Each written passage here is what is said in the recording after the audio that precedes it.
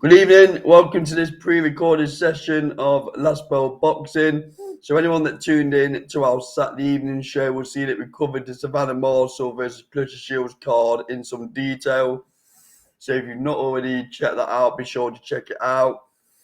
This is actually being recorded on Monday. So as we sit here now, this is how it is in case anything changes before Thursday. But this will be put out on Thursday night on our normal slot at 9 o'clock.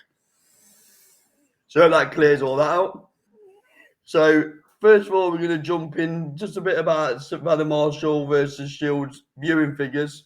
So obviously, reported on media outlets is that it's gone over the 2 million mark for viewers. So that's some going. And what are your thoughts on that? Well, first and foremost, take a bow, ladies. Before that, it was an historic night, and that's just proved a point. Savannah Marshall, Clarissa Shields, Alicia Baumgardner, and Michaela Mayer. Those two fights, mate, were outstanding in their own right. There's got to be a winner. The problem is, Cole, there's got to be a winner in them fights. Yeah. The Mayer Baumgardner fight was very, very close. I don't know about you, but I had Mayer winning by 2 rounds. Yeah, I did. A lot of people have had it differently. They think that Baumgardner landed the cleanest shots and thought that she won by a round or two. I guess one of those fights, it's a bit what you like kind of thing, isn't it? Yeah, I agree. But unfortunately, somebody had to win. But for me, it didn't matter. It won't matter to Michaela Mayer. Obviously, she's devastated. But in the grander scheme of things, that one night has done more for female boxing, in my opinion, than anything ever in history. So, well, it has stateside, definitely, because talking about putting the rematch on in the States, aren't there? And let's be honest, the appetite would have grown a lot. Oh, to where it was before the fight. So obviously, Michaela Mayer's with Top Rank. Yeah. She's been with Top Rank since she turned pro. She's not headlined many shows. She's not been a gigantic star and done 2 million views over in the States. So Top Rank, for me, have not done a very good job with her.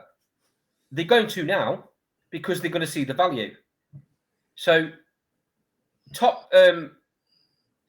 to Boxer, props to Ben Shalom, and props to Sky for putting this show on, for having the bravery to put this all-female card on. And the fact that it's done 2 million views is just outstanding, mate. I've got to be honest, though. I did like Eddie Hearn's little tweet that he sent out regarding Baumgardner winning, because obviously a bit of a feather in his cap, really, into a matchroom fighter taking the victory on the Sky Sports card. Do you know what, mate? This sort of thing annoys me. Why can't you just stay in the shadows? It's got nothing to do with him. Stay in the shadows. Let your fighter, if you want to call her your fighter, you didn't want nothing to do with her. At one stage, all of a sudden she gets a fantastic knockout against Terry Harper, and you're all over her like a rash. And now you're trying to take credit for the fact that she's just won an amazing fight. Just pipe down and stay on DAZN. Enjoy your show, because it's a great show. You've done brilliant things for women boxing. If it wasn't for you, women's boxing wouldn't be where it is. But that wasn't your night, mate. Back off. Yeah, but I think he's a promoter, isn't he? So he was well within his rights of posting that. No, he won't. He was. No one. He should have backed off. Should have left it alone, mate. He's a promoter. I don't think he was trying to take the limelight. I think it was a bit of a slide dig to the ribs at Sky Sports, if I'm being honest. No, Eddie Hearn was doing what Eddie Hearn does, mate. He was taking the limelight. Because it's all about Eddie Hearn. It's the Eddie Hearn show. Not for me. I thought it was a little dig, and it brought a smirk to my face. Just annoys me, mate. There's no need for it. Just let the women enjoy it. Let the women take the limelight. Yeah, I'm not necessarily sure he took the limelight off her. I just think he got more people talking about it, if I'm honest, from a global perspective. No, it didn't get more people talking about it, mate. I think he did. Yeah. He did. Trust me, mate, that show, Saturday Night, did not need Eddie Hearn tweeting to get more people talking about it. No, but it's not like he's not connected to anyone in that fight, is it? He is. He's a promoter, so he's well within his rights. Then he should have been at the show if he's a promoter. He's got his own gig going off though, hasn't he? In Australia, he can't be everywhere. Frank Smith was there. No, I'm not wearing it, mate. You just no need. Leave it alone. So, moving on to obviously then we go stateside, and we'll start with the Wilder card. So obviously we'll start with Durrell versus Caleb Plant. Obviously knockout in the 9th. But the only thing I would say is that I found it a little bit disrespectful that Caleb Plant stood over him doing a digging motion. No need for it. Durrell's been a good fighter over the years, and he deserved a bit more respect than that. Any fighter deserves a bit more respect. You're right. Yeah. Durrell has been a good fighter. I don't get the point, mate, of the motion. I mean, of all sports to do it in, you're doing it in the most dangerous sport in the world, where tragic things happen on the flip of a coin. Really, you know, you see it. Fighters are doing great. Fighters, they look like they're winning fights. All of a sudden, one punch and it changes their lives. And he's doing, you know, the guy's down on the floor, and he's doing that without knowing what condition Durrell's in. And it also took away from a good performance from Plant. There's just, like you said, there's just no need to do it. Let your fist do the talking. No, it's all wrong, mate. It's all wrong. So then we move on to the main card. I've just got to have a little bit of a rant here about. There's been a few comments made about me on a certain North American channel, where I've said that Wilder would knock this guy out in one round. Some comments were made. We know we were talking about Andy on their Friday night show, where it was suggested that Wilder's health was at risk during this fight. Oh, really? Yeah, that's what was thrown at me. Yeah. Wilder's health was at risk against a European level fighter. Allegedly, yeah. So I like to have a bit of a gloat when I'm right. He was always going to take this guy out, and I didn't think it was as quick in the first as it was. But Carl, seeing as though you're going up, you know, you're pointing the fact out. Why don't you just name who it is? I won't give him the satisfaction, Andy. So I'll leave it there. So. Yeah, where does that leave Wilder in the heavyweight division? Right back up there, I'd suggest. I know we don't agree about his WBC ranking. He never lost his WBC ranking, mate. That's for another conversation. I have my piece about that on Thursday's show. Ruiz Jr. next time. Yeah? Ruiz Jr. next time. That'll be a good it looks like it. Look, and that's a more competitive fight, mate. Let's put, you know, make no bones about it. This fight with Elanius was meant to make Mark Wilder look good, and no one's ever disputed what Wilder's power was about. Yeah, he's clearly got dynamite in both hands. But I've just said it. In my opinion, Elanius is no better than European level. He gets dealt with like that by many fighters. Maybe not in a round, and maybe not with one clean punch. But there's lots of fighters in and around the top 10 of heavyweight boxing that would do exactly the same thing. So I'm not getting overly excited. I'm not saying that Wilder's. I'm not going to say that Wilder's deserves to be number 2 in the world or number 3 in the world or wherever you want to put him. Let's see against Andy Ruiz. That's a test for me. I think he knocked him out as well. I think he lands. Yeah. Not as quick though, in my opinion. No. Yeah. I think Andy Ruiz will. Is there to be it? The fight that Andy Ruiz is, he won't take a step back because that's not his style. So it's going to be exciting for as long as it lasts. And we all know Wilder doesn't box very well on the back foot. I think the heavyweight division's a lot richer with having Wilder in it than not having him in it though, from a personality perspective. Not just that though, mate, but you know full well that no matter who he's in with, there's a very good chance. It's on you get you on the edge of your seat because there's a very good chance one shot lands in it and the fight's done. Whether he's winning or losing. I mean, look at the Luis Ortiz fight. He was losing that fight. He nearly got stopped in round 7. He nearly got stopped in round 7. Yeah. If Luis, in my opinion, if Luis Ortiz wasn't 96 years old, then he would have got beat that night. But the fact is he didn't, and he moved on to 3 big fights against Yeah, I don't Fury. think he would have done. I think it would have always.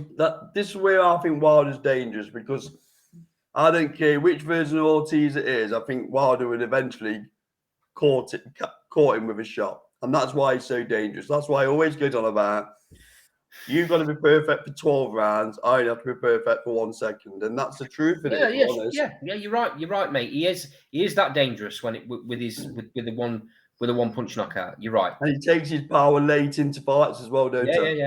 Yeah. So moving on to Australia then. So obviously Kambosos versus Devin Haney. So we all predicted this was going to go this way again. We knew Kambosos wasn't quite good enough.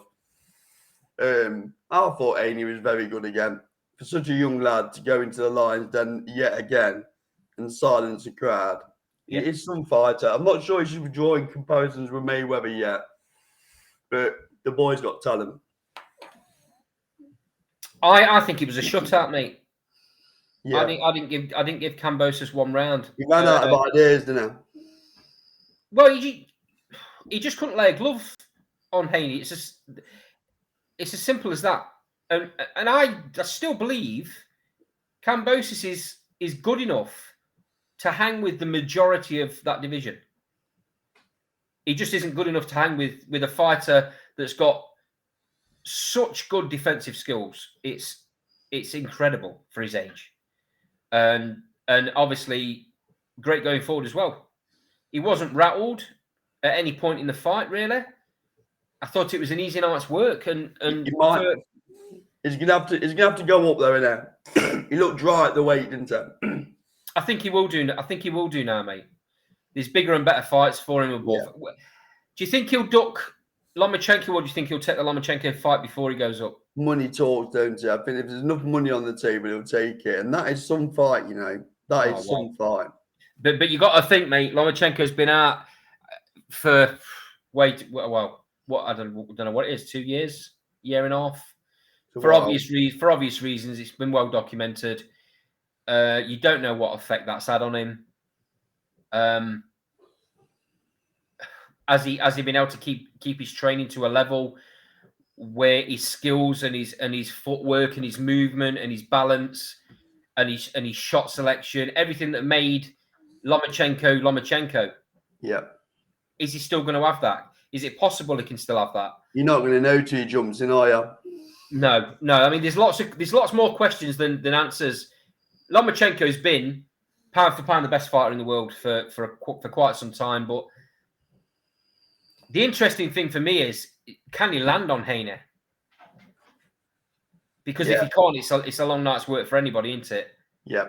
It just depends on what version of Lomachenko we're getting, mate. You've got to get Haney's respect, haven't you? If not, it's gonna be a shutout. If not, yeah. So moving on, I keep hearing about all these great North American heavyweights, and they keep telling me that they're going to dominate the heavyweight scene in the next 10 years, and Britain's only on top for so long. We're on borrowed time, blah blah blah. So rumor has it that Dillian White's going to be fighting Jermaine Franklin late November. Okay. So obviously Franklin currently sits at 21-0. But looking through his resume, yeah, it's one of them. 21-0 against who? Yeah, I think you're trying to say. A lot of them are domestic North American fighters, so obviously have a good standard. Comments down below from a certain channel would help here, guys. Thank you very much. So Dillian White, obviously, would you say he's a gatekeeper now for British heavyweight? Is that a bit harsh? I would say that's probably a bit harsh. Let's forget, he got knocked out against Fury. We're talking about Fury, aren't we? Yep. We're not talking about some average fighter that he shouldn't have got beat against. Everyone thought he was going to lose to Fury, maybe not in that fashion. It's what he then does now going forward. But we'll see if these Americans are as good as people or a certain person thinks they are. Yeah, I'm looking forward to getting this Jared Miller over to, or maybe one of our guys go over and fights him, because we keep hearing about him as well. That's another one they're banging on about, isn't it? I actually think he's good. Where would you put him in amongst our heavyweights? Again, tough, mate, because I don't believe he's fought anyone at that level. He looks like a very, very, and I'd still call him a prospect. He looks like a very good prospect, but the problem with America and American fighters is they like to build a record before they fight anybody. Yeah. And that's exactly what's happened there with both of them. They build a record against people that they should be beaten. Sorry, and then they tend to come unstuck against when they're in deep water against fringe world level. We'll see. We'll see. Yeah, so that's an interesting one. No news about where that'll take place. I'm not quite sure who I'd put as the A and B fighter in that one, to be honest with you. Yeah, will Franklin travel to the UK to fight? That's where the money is, I think.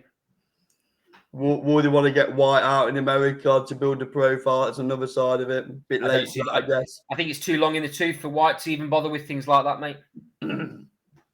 So I'll give a prediction on this one, because I've watched a bit of Franklin. I'm saying Dillian White stops him, and I think he stops him around 7 or 8 when it starts to get tough. Yeah, we'll see on that. Like we've just said, what's Dillian White got left? What has he got left to prove? He was waiting for such a long time for a world title shot. You don't know what that loss has taken out of him. I think he's a warrior, mate. I think he'll come back, and I think he'll come back stronger. And he'll have a point to prove. Well, he's not in it for he can't need a pound note, can he? No, he's made loads, mate. It's got to be. He feels like he can do something in the fight game still, surely. Yeah. So quite interesting. Yeah, he's definitely going to have a point to prove, and I think it won't be long before you see him in with Joshua again. I think that's what they'll build for. I think Joshua will have a couple of easy fights. Yeah, I think that'll happen in the next 2 or 3 fights. He can't be losing to Jermaine Franklin and then wanting the Joshua fight, can he? He isn't losing to Jermaine Franklin, mate. It's just not happening. So coming to the next bout, which is a bit closer to home, Troy Williamson versus Josh Kelly has been announced for the 2nd of December at the Newcastle Arena. I'm really looking forward to this fight, mate. This is a fight. This is a and 50-50 as well, in my opinion. Troy Williamson will be dragging Josh Kelly into deep waters in this fight. I know we've had a bit of a laugh and a joke. On Twitter about a certain trainer, but I have a lot of time after seeing Josh Kelly in Liverpool, seeing him post fight, and I have a lot of time for Josh Kelly. I've seen a different side. Seeing him in person, I've seen a different side to him. I think he gets nervous. I think he's not a big one for being in front of the cameras, if I'm being honest. And then when he gets in front of the cameras, I think it might be a little bit of, he puts a bit of a front on. Yep. This is, in my opinion, mate, this is a real test for Josh Kelly. He's got all the skill in the world. They've got some bottle taking this fight. He has, because Troy Williamson, he's not going to give up, mate. He's not just that. If he gets beat to Troy Williamson, where does that leave his career? Probably nowhere, without being harsh. Probably nowhere. If he's got the ambition to become a world champion, he needs to be beating Troy Williamson and beating him with style. I think this fight goes late. I think Josh Kelly has all the skill. If he can manage the rounds and not blow, I see Josh Kelly getting a stoppage. But But I do like I like Troy Williamson. I think he's a very brave fighter. He's got a great engine. So it might be a case that Troy Williamson tries to drag him late, takes a lot of shots and tries to drag him late, and hope that Kelly blows. I think Williamson will break his heart in this fight. I think Williams will break his heart. I think he's going to be coming. This is Williamson's cup final. Yeah, of course it is. So yeah. I think Williamson's going to be coming. It'll be a late stoppage. I think it's a very good fight. I do. I think it's a very, very good fight. I think it's well matched. And it's definitely the best fighter that Kelly's been in with since David Avanesian. Yeah, the likelihood is that we should be there as well if we venture up. It'll be a cold one in Newcastle on December the 2nd. It should be plenty of footage from Last Bell Boxing with that one, so we'll make that happen. So, Andy, up to the 20-minute mark, is there anything else you want to cover before we bring this episode to an end? Tyson Fury, maybe? I don't understand what's happening with Tyson Fury. I don't understand what happened with the White fight. Dillian White saying it's not happening. Van Warren's coming out and saying it is. Sorry, Del Boy, yeah. Yeah, Del Boy. Del Boy saying it's not happened. You don't know what anyone's on about. I mean, it could be a wind-up knowing Del Boy. And then you got Warren confirming it. I mean, is it that Del Boy's still negotiating a few more pounds? Of course he is. Del Boy's a prize fighter, mate. He will get every penny that he can out of the fight. And how can you blame him for this point in his career? The likelihood is this is probably the last big fight of Chisora's career. And I think he probably knows that as well. So he's going to hold out for every penny he can get, isn't it? Rightly so. I'll be honest with you, mate. It doesn't excite me. No. It doesn't excite me. The first two fights were all one way. You can argue that Del Boy, I mean, he's so much, obviously he's a lot older. You can argue he was better then. He was in better shape then. Fury's a much better fighter now than he was then. Yep. I can only see this, no disrespect to Del Boy, I can only see this going one way. And because of that, it doesn't excite me as a fight. I don't even know if I'll watch it. If I'm being brutally honest, I don't even know if I'll watch it, mate.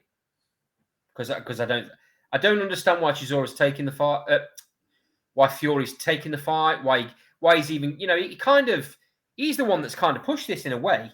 He called out Chisora when the Joshua fight wasn't looking like it was going to get made. Yeah. And then they have the confrontation. Who hasn't he called out though? Yeah, but then they have the confrontation. Joe Parker, Joe Joyce. Whether that was genuine or whether it was a little bit staged, only they know. Yeah.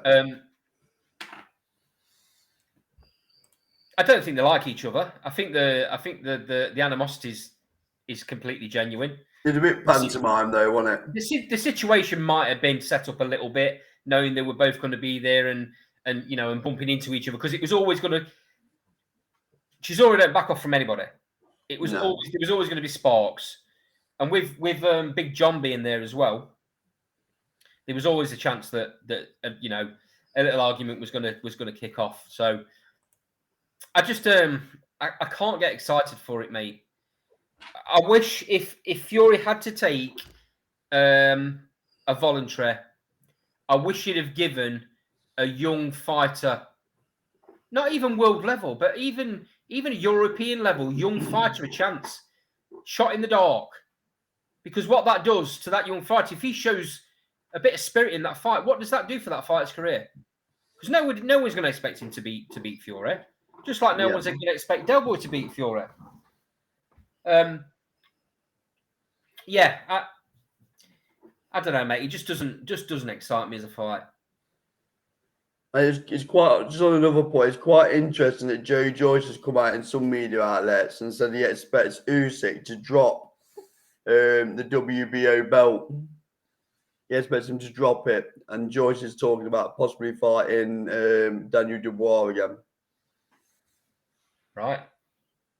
which is quite an interesting scenario. I think Dubois wants a bit of Joyce again as well, don't he? He said it a few times, so that's quite an easy fight to make, isn't it? Because they're both under the same promotional umbrella. And I'd watch that. Yeah. Yeah. Absolutely. There is one more topic, mate. What do you make of Josh Taylor's move? Yeah. He obviously felt like he needed to freshen things up, didn't he? I mean, is he fighting Catterall? Still not seen nothing official, I haven't. No, I haven't either. People keep talking about it being made in the industry, but I've not seen nothing official. I think fighters sometimes go stagnated, don't they? So it caught me off guard, I'll be honest with you. Yeah, me as well. Because I got the impression it was all rosy in the garden with Ben Davison. There's always lots of footage and lots of photos of them spending time with each other and good company, and all seem well in camp. So maybe he's reflected on the loss. Maybe, like you just said, he feels like he needs a fresh start with a different trainer, different end of the country. I mean, Joe McInally is a great trainer, by the way. He's doing the gym. We was there for the day, weren't we? In the summer. Yeah. It's just a special place, isn't it? Yeah. Old school is what I'd call it. It's got an aura about it, though, hasn't it? It has, mate. Yeah. Exactly that. I said it when we walked in. There's something about the place. There's been that much happen there. There's been so many champions come from there. Joe McInally is doing wonders with Liam Smith. If anything, I'd say is put a new lease of life into Liam's career. Yeah. I think it's a bit unfair to say that Liam stagnated, but he wasn't getting fights. He wasn't getting the fights that were getting him up. He'd spent so much of his career with Joe Gallagher that I think he was again another one. He's like, I perhaps need a new challenge. He obviously knows the Rotunda through his amateur days, and it was the right fit for him. It'd be interesting to see what happens. Well, he's building quite a reputation for himself now, because obviously Liam Smith's been vicious in his last couple of fights, hasn't he? He always has been vicious, but he's got that streak in him. He's got the hunger back, is what I think. If he can put that into Josh Taylor, then he might, because he looked a bit. Let's have it right. It wasn't a very good performance against Jack Catterall, was it? It was a bit flat. It was very flat, mate. So whether that's a weight or what? Well, I think initially he put it down to weight, but then he said he wants to fight back at the weight again. So that kind of contradicts itself a little bit. Interesting to see what happens, mate. He's got to jump in with Catterall, hasn't he? He's got to jump in with him, because if not, he's going to hang over him. He's going to hang over him for the rest of his. Well, it'll tarnish his legacy. It'll tarnish his legacy. He can go and do whatever he wants, but people always revert back to that night. And let's have it right, mate. Let's have it right. It's not his fault. No, the judges scored the fight the way they scored it. No, it's not his fault, and it's he didn't help himself. He got a lot of criticism, didn't he? He got a lot of criticism for his comments straight away when he was in the ring. You're talking about a guy that's just had a 12-round war. I think it's very unfair sometimes putting fighters in that position where they're being told they've got to give their breakdown of a fight when they've been right in the middle of it. They're obviously going to think that they've won.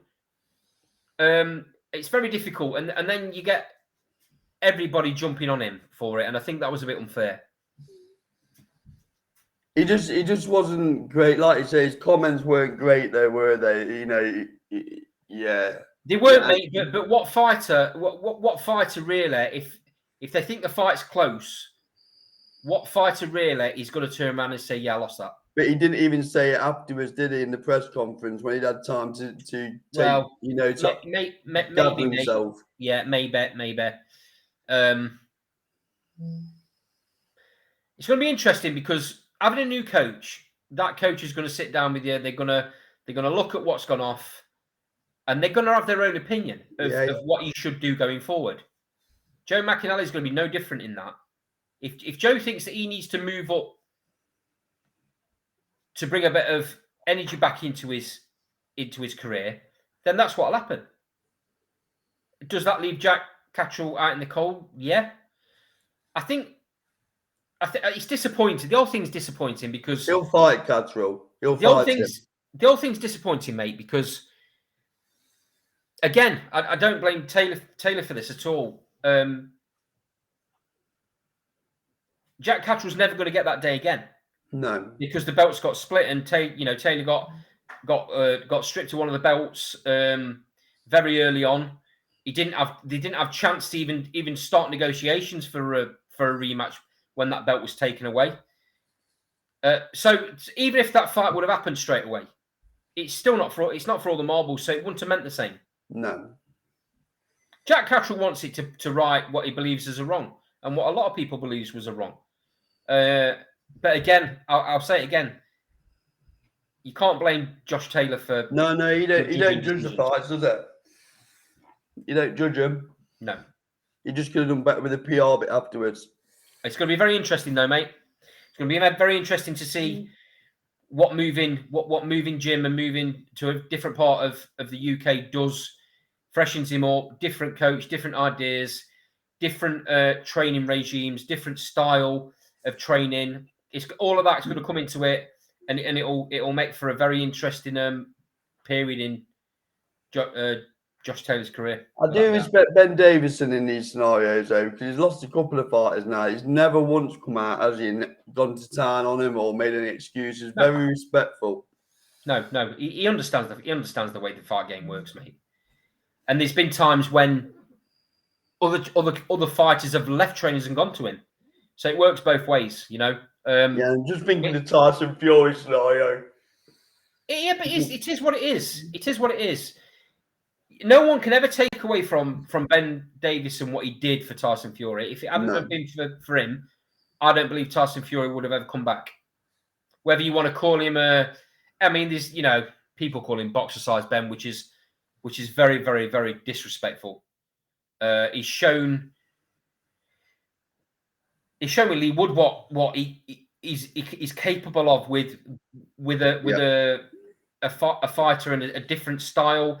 Lee Wood's changed his style, and he's a brilliant world champion because of it. Ben Davison has to take credit for that, as well as Lee Wood working like a Trojan to get to that. But Ben Davison and his team have to take credit for that. I think people are quick to jump on him.